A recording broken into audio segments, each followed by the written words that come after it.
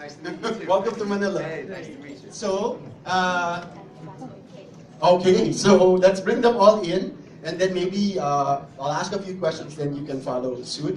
So let's welcome, I'm a big fan of our next celebrity because as a teenager, I remember his movie very fondly. He was featured in the movie Hook, directed by Steven Spielberg. So please welcome to Manila, Mr. Dante Basco. Rufio! All right. Okay, and we have, finally one of the biggest stars to grace the ToyCon stage since forever. So please welcome the star of X2, the Scorpion King, Miss Kelly Hu. Oh yeah. Hello. Tell us Wow. Is there anybody else? Sorry. This is it for now? I forgot Okay. to bring my phone. Hi. I thought Are you okay there? Yeah. Welcome to Manila. All right. Taking pictures of you guys. Okay. So let's hear first from you. So welcome to ToyCon PopLife FANXperience here at the SMX Convention Center. These are her friends from the press and media. Maybe you'd like to say something first? Yeah. Well, thank you for coming out, and looking forward to answering your questions and having some fun with you guys. Yo, what's up, you guys? It's so fun to be back in Manila. I love coming home, and this is crazy, but looking forward to talking to you guys. Kelly? Are you not going to hand that to me? A song? I felt like a microphone in my hand. So this is actually my first time here in the Philippines. I'm so excited. I hear that you guys have the best mangoes. That's what I'm most excited about, is having Filipino mangoes. Which one? The fresh one or the dried one? Oh, fresh, of course. Are you kidding? I'm from Hawaii, and we have some pretty good mangoes over there. Alright. But I hear you guys are better, and I gotta test that out. You agree? I feel like it's an NBA press conference, right? Yeah, playing LeBron last night was really tough. Yeah, when he dunked on me, I didn't know what to do, but you know, it's another game, right? Yay! All right, and you're right in time for the perfect season to be here because it's the summer season and mangoes are out, and well, I guess the first question is that you guys, you already started by saying that you're actually Filipino. Yeah. Okay, maybe you can tell us a little bit about your heritage and how you celebrate your being Filipino. All right. Well, my dad's from Cavite, from the province of Wawa, and I went down there. I opened up for Bruno Mars at Araneta Coliseum about 4 years ago. So that was my first time here. So this is my second time back, and I got to visit my family down there, which was an eye-opening experience. It was amazing. I've actually worked with Vice Ganda and a bunch of other celebrities in the States. You know, we've met a lot of Ann Curtis and stuff, made friends with her and stuff. So it was really cool catching up with them here and stuff. But growing up, my dad's actually Filipino, which is actually the opposite. My mom is British Scandinavian mix, and my dad is Filipino. So a lot of people always assume it's my mom. But my family keeps the same thing. Take your shoes off in the house, the same thing we eat. You always eat some more, Michael. Eat. Growing up, I was always a little on the chunky side because I love to eat. Because I know you weren't supposed to leave the table till you finish the food. You know what I'm saying? So that's how I celebrate my Filipino heritage, is eating. So yeah. Yeah, I'm Filipino. I'm Filipino American. Both my parents are Filipino. My dad's side is from Pangasinan, and my mom's side is from Zambales. So I've always grew up in a Filipino neighborhood in the Bay Area, San Francisco, and then also in LA. Filipinos in America are very, very proud of our heritage, very proud to be Pinoys. As far as how we celebrate, just through dance, music, through food, it's very, my grandfather's World War II vet, my dad is a Vietnam vet, and so it's just we're very connected to being Filipino, for sure. And coming home, I always come home, I've been coming back home for the last, 10, 15 years. I did the debut out here with Tirso Cruz and Gina Alahar, playing my parents, Eddie Garcia. So meeting them for the first time years ago, and then coming back and shooting another film with Jericho Rosales, who's become a really, really good friend of mine, like my best friends here in the Philippines, and seeing all my friends out here and just hanging out with all the, all the artistas and whatnot, and just them welcoming me as a fellow artista, and my dream is to ultimately do more work out here, bring more American films here, but also bring some of the great Pinoy artistas to America and have them do some work stateside. So that's stuff we're working on. Yeah. And can we adopt you as You an know- honorary Filipino? We claim it. Would you? I'm just here for the mango. No.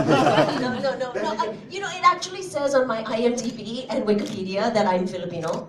Or it did, anyway. Maybe they finally took it off. You look like But, Filipino. Yeah, I get asked all the time. But I'm from Hawaii, which is kind of close. Right? Close enough, right? Yeah. We're islanders. And there's enough Filipinos there to like almost make it the Philippines. Right? Yeah, it's a very close culture, you know, and we got mangoes. Back to the mangoes. We can open the field now for a few questions. We have time for a few questions.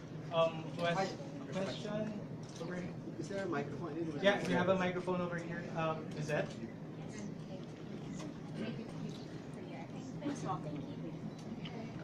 Please tell us where you're from. Hello, I'm Alexa Villano from Rappler. Nice. Sorry. You can memorize your question. Get the Oh, video yeah, going. no, actually, I It have, turned it's off. just, the phone is not turning off. Somebody get this video for her. Well, you mentioned both of you have the Filipino heritage, but of course, all of you have Asian heritage, right? I know Kelly has, I think, an Asian heritage and Chinese. Yeah. So how is it important that the three of you are just a few of the celebrities doing pretty well in Hollywood right now? As Asians. Yeah. As Asian American artists. I'll start it off.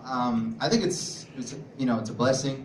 Right now, actually, being ethnic is actually a good thing. You know, when I was starting off in the year 2000, I lost a lot of roles because of being of an ethnic background. So I'm glad that it's actually switching over now. Even Dragon Ball Z, he can attest for this. Like roles like that, like Dragon Ball Z, High School Musical, a lot of it they wouldn't hire two Filipinos or two ethnics as the lead.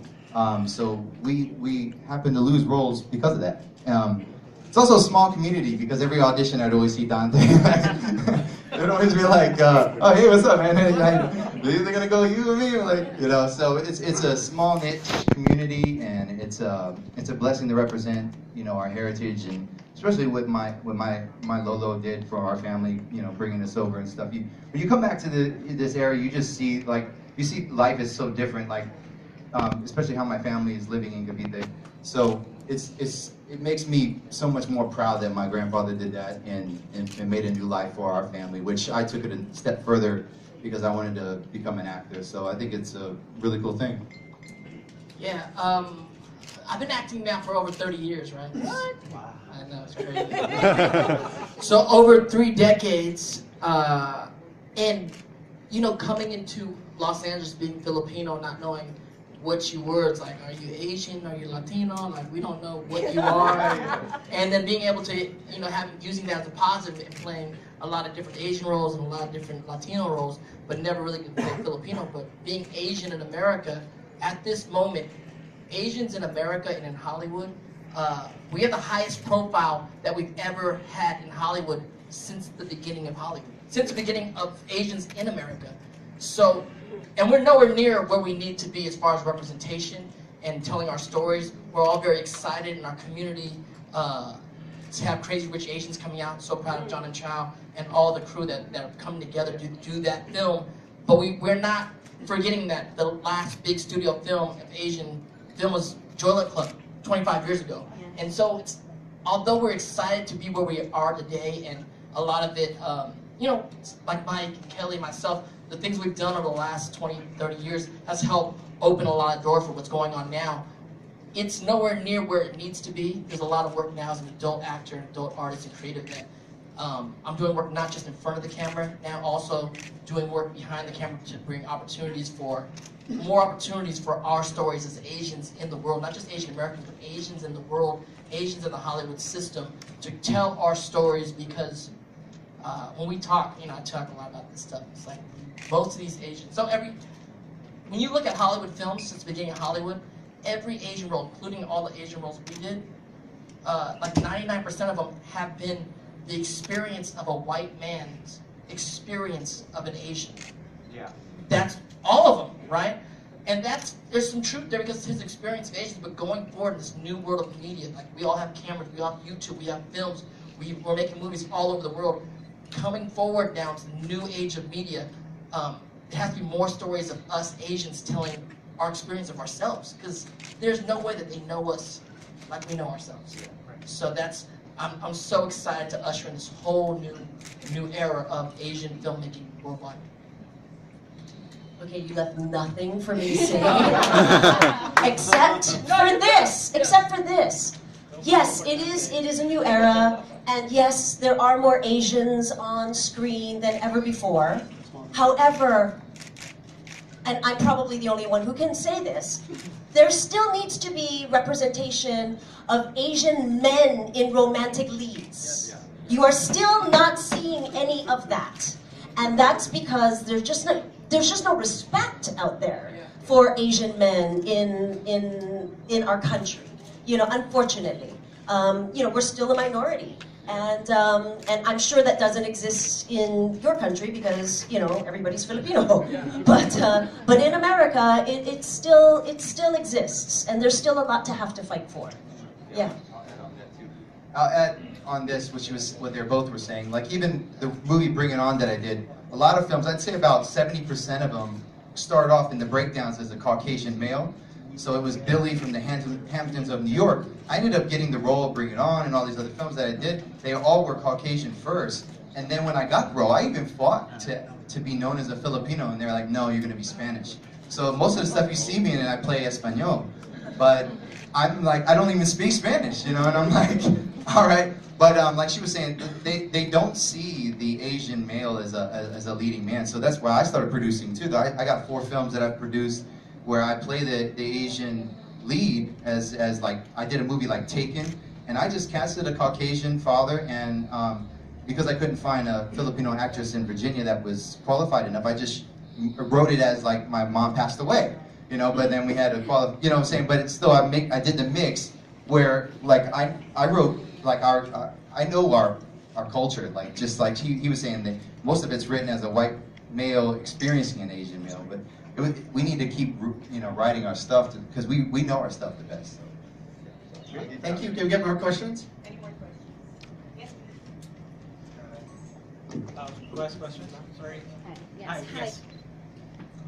Hello, Mia Marcy from playwithoutapology.com. So there's a question for Dante Basco about the legacy of Rufio. It's been decades since book. So what do you have to say to that? It's a largely considered a cult film, but it seems to still persist in the hearts and minds of many. Yeah, I mean, definitely that character Rufio changed my life, doing the role, and to see it over 25 years later still impact the world and impact a new generation and the imagination of people. The craziest, the most surreal thing about the character now is, people send me pictures and there's like Halloween or cosplay Comic-Cons or go to Disneyland and people are dressed up, and Peter Pan is not even a franchise, right? It's not, it's big as much we love Star Wars or Star Trek and everything like that. Peter Pan is a fairy tale.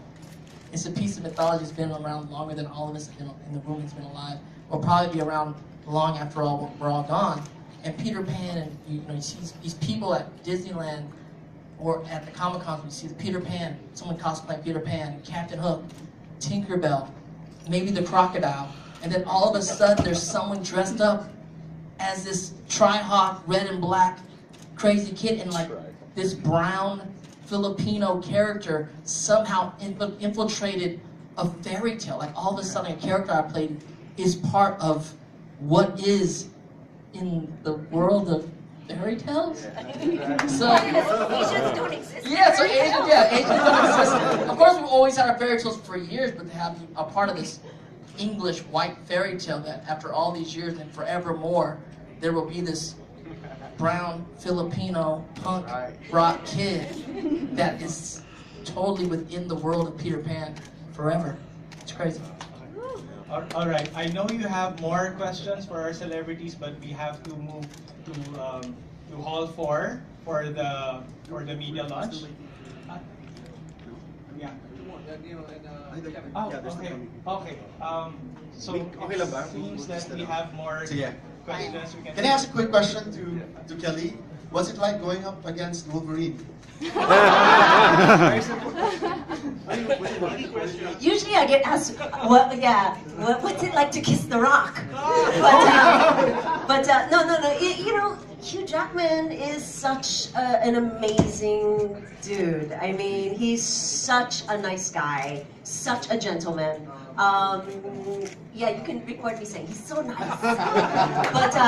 But you know, he was not even a martial artist. You know, he's a dancer, and so it was all very new to him. But I think he kind of held his own. He did okay. You didn't do too bad. No, thank you. Okay, we've been advised that we really have to move on with the program. All right. We will see you at Hall 4, but can we have a quick photo op? Yeah. You wanna talk and say something? Baro. This is Mr. Paul Holbrook from PopLife. Yeah, please welcome him. Welcome. Well, first of all, thanks again. This is one of our favorite places to be. The fans, all of you folks, always provide such a warm welcome. Again, we just love being here and being part of the ToyCon experience. One of our guests, I don't know, do we talk Yeah, about we do. Okay. But anyway, we're just very happy to be here. We want to keep this going. Every year, we attract more quality folks that, you know, are passionate about coming and being part of this. So, you know, thank you once again, and yeah, we're just excited. Okay, so we'll have a much bigger gathering at the main stage, where we will introduce all of the guests who are coming in for this event. There are actually a few more who are not joining us today, but we will be complete by tomorrow. Like as you all know, we have invited also some friends from the K-pop genre. So we have Yorin. Did I pronounce that correctly? Yorin, formerly of Sistar, okay, guesting tomorrow for the PopLife Fan Arena. And we also have Kisby, the J-pop girl group, performing tonight on the main stage. Okay, so and a whole lot more. So we will see you at the main stage in just a few minutes. So let's all move down there. So just one last photo op. One last photo op. Okay. If you have more questions, just Reserve it for reserve it for later. Okay. Okay. Where?